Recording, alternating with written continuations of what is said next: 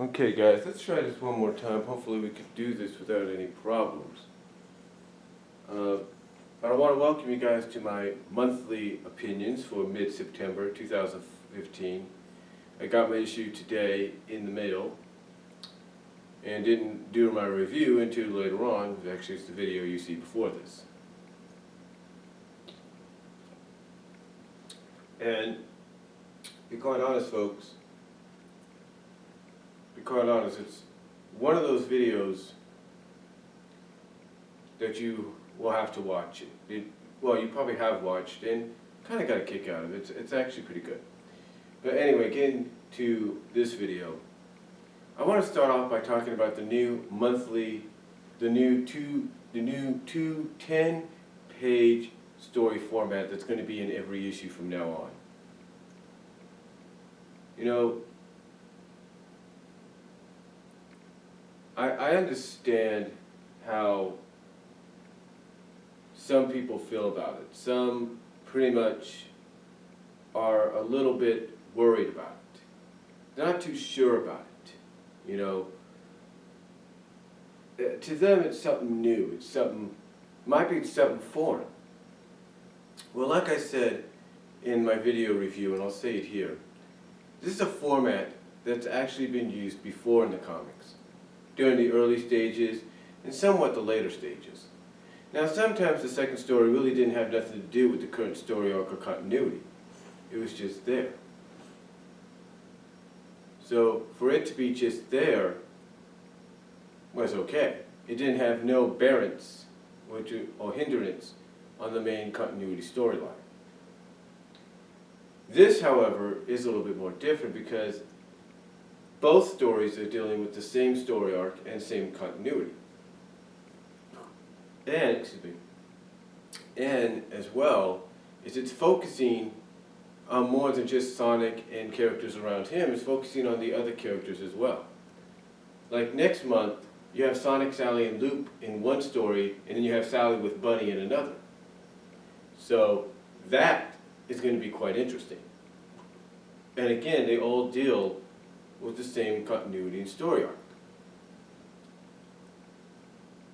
And again, this is nothing really new. When you take a look even at this current soft retcon reboot, if you will, we've had it here too.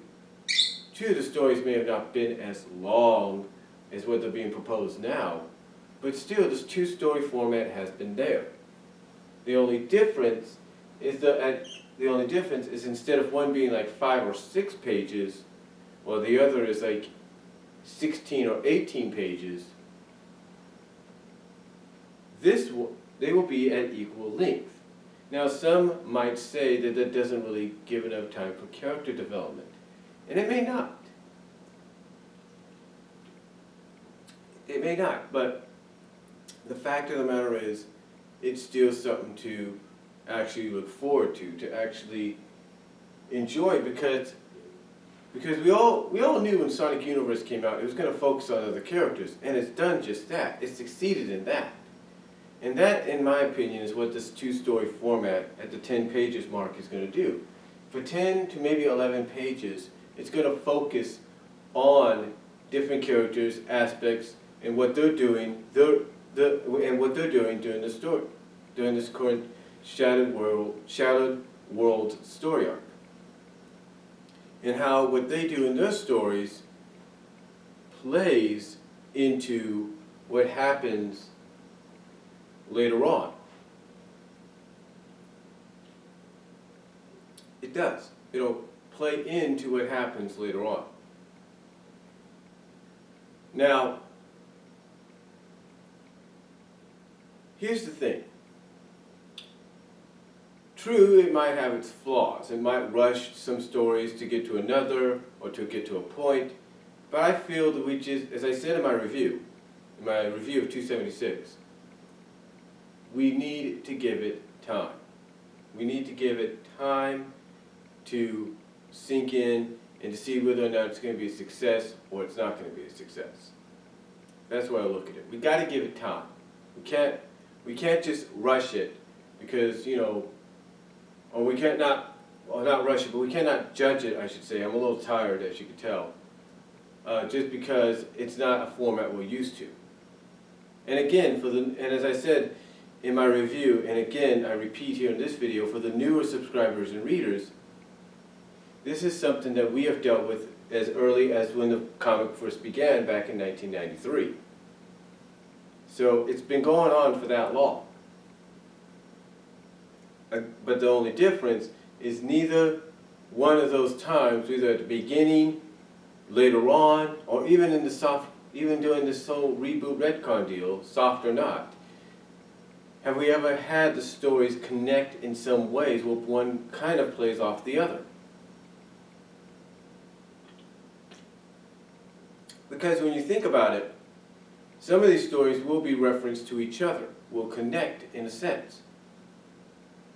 You look at, and there'll also be preludes leading us into future story arcs. Now, others might say there's got to be other reasons. Now, others might wonder and say that there's got to be other reasons for this. And there might be. There might be. Some might say, and I even pointed this out one time, there might be financial reasons. You know, a lot of people pretty much know it's no secret that Archie Comics financially is not at the same level as a Marvel or a DC. But they're still financially all right, but they're at a certain area to where, you know, they have to kind of do some they got to cut costs, they got to cut measures. They got to do things that some people may or may not like. They got to put on hiatus certain comic books that fans may like reading. They may have to cancel certain books. They may have to do this, they may have to do that. And all because of financial cost reasons. And some fans may not be thrilled with that, and pretty much would pinpoint it to being financial reasoning. And that's true. It might just be financial reasoning. But again, as I said, we'll just have to wait and see what occurs. We'll just have to wait and see what occurs. But to me, one or two things are going to happen with this format. It's either going to succeed and stay on course, or two, it's going to fail and they're going to go back to the full issue story format. Now, one person, as I said, at DeviantArt said, from what they probably heard from Ian Flynn or somebody, that this is supposed to kind of quicken the story arc, kind of quicken the pace, kind of get us done with the Shattered Worlds deal and let us move on.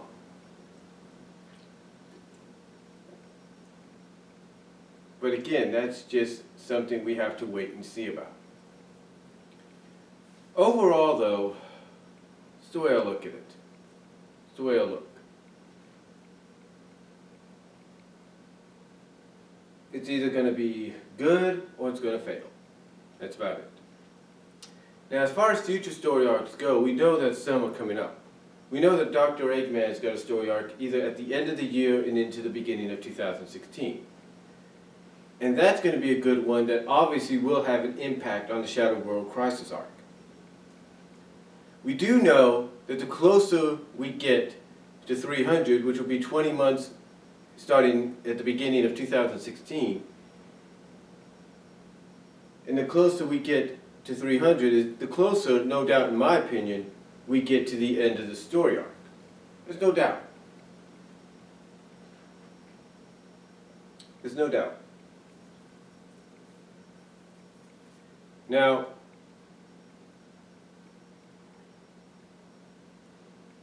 you know, as far as the main comic goes, we've got basically the setup for the next few months of what 10-page stories, the two 10-page story arcs that we're going to get. But we have no idea what we're going to get throughout 2016. And we'll just have to wait on that and see what occurs. Now,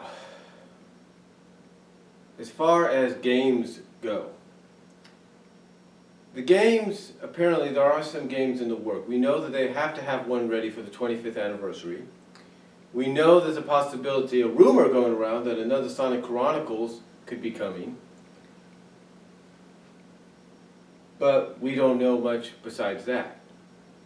We do know that you can now play as Sonic in 8-bit mode thanks to Super Mario Maker, so that's a good sign. But that's about it. We do know that the Rio Games of Mario Sonic crossover is coming real soon as well. And now as far as the shows go, of course there's only one show in particular right now, and that's Sonic Boom.